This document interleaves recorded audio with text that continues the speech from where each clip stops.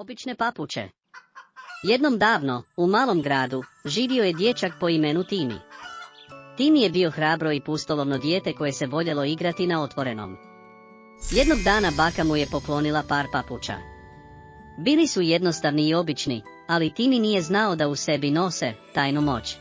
Jedne noći, dok je Timi ležao u krevetu, primijetio je blagi sjaj koji je izbijao iz njegovih papuča. Znatiželjan, navukao ih je i istog trenutka i osjetio val energije. Mogao je trčati brže od vjetra i skočiti više nego ikada prije.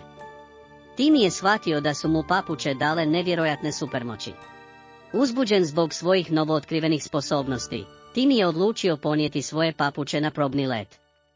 Potrčavši, vinuo se noćnim nebom, osjećajući hladan povjetarac na licu. Od tog dana postao je gradski superjunak, koji je priskočio u pomoć kad god je netko trebao pomoć. Timijeve supermoćne papuče davale su mu ogromnu snagu. Svoju moć dokazao je sudjelovanjem na lokalnom natjecanju snagatora. S lakoćom je podizao teške utege, impresionirao publiku i osvojio prvenstvo.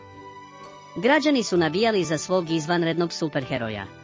Jednog sunčanog dana, grad je organizirao utrku brzine, izazivajući Timija da pokaže svoje munjevito brze sposobnosti.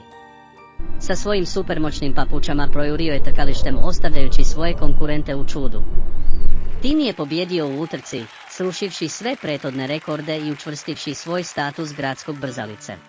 Jedne večeri, dok je nosio papuče, Timi je primijetio poziv u pomoć s drugog kraja grada.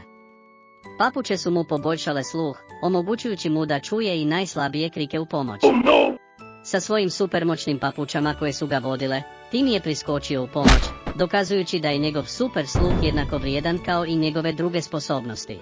Timijeve papuče spremale su mu još jedno iznenađenje. Dali su mu moć laserskog vida.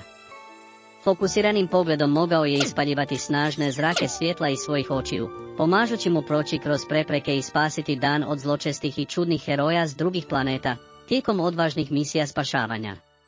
Kako je Timi rastao, svoje je izvanredne papuče proslijedio novoj generaciji superheroja u gradu.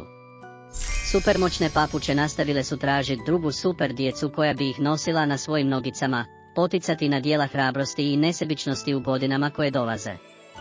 Timijeva ostavština je živjela jer su ga se građani sjećali kao dječaka sa sjajnim papučama koje su davale supermoći.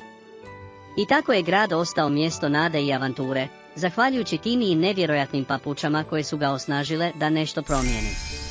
Zato, draga djeco, svaki dan oblačite svoje papuče i nosite ih ponosno na svojim nogicama, jer nikada ne znate kada će se vaše papuče pretvoriti u moćne papuče i dati vam super moći.